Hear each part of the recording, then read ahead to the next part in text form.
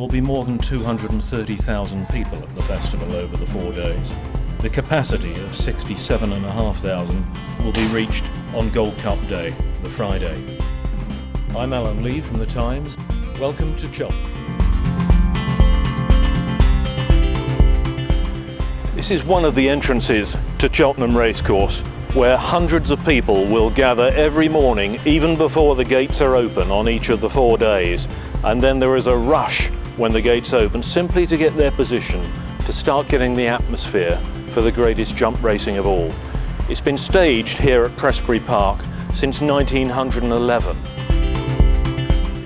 Just inside the main entrance here at Cheltenham is what they call the Hall of Fame. A very familiar figure here, A.P. McCoy, the greatest jockey of his or any other generation. More than 4,000 winners, many of them here at Cheltenham, which he loves like no other place.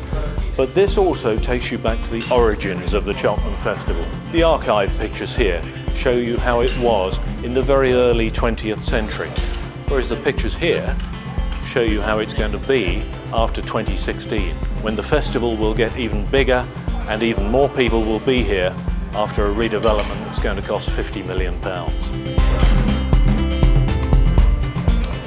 This is the nerve centre of Cheltenham Racecourse and its festival week, the weighing room, with the clock above, which ticks its way through the afternoon and ticks in the hearts of those within it, because through those doors at the far end there, the jockeys get changed for what is the biggest races of every year. Through the doors in the corner here, the stewards sit in judgment on everything that goes on out on the track. Out here on the patio, as you might rather delicately call it, is swamped with hundreds of trainers, owners, media and general hangers-on, all wanting to be a part of the atmosphere that builds around this place every afternoon of the festival.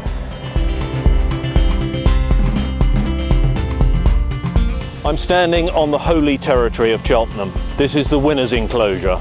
This is the place that everyone aspires to be. 7 times a day during the 4 days of the festival, a horse will be ridden through here to the acclaim of the terraces all around me.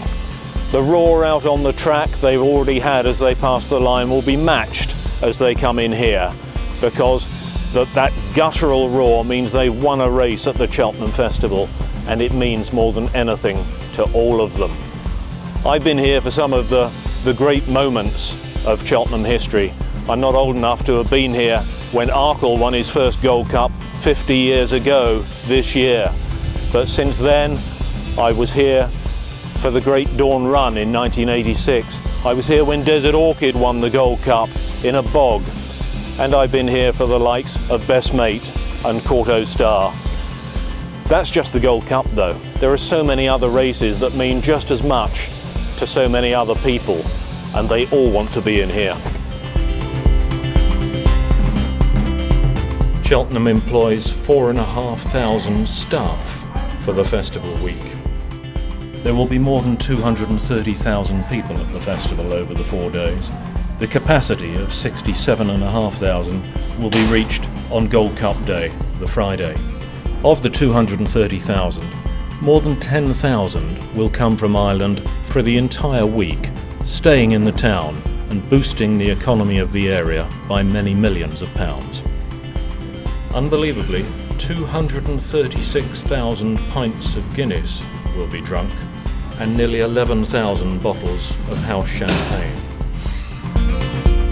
For 4 days every March, this place is home to the best and bravest of jumps racing jockeys, trainers and everybody else who aspires to these championships. Cheltenham challenges jumps horses like nowhere else.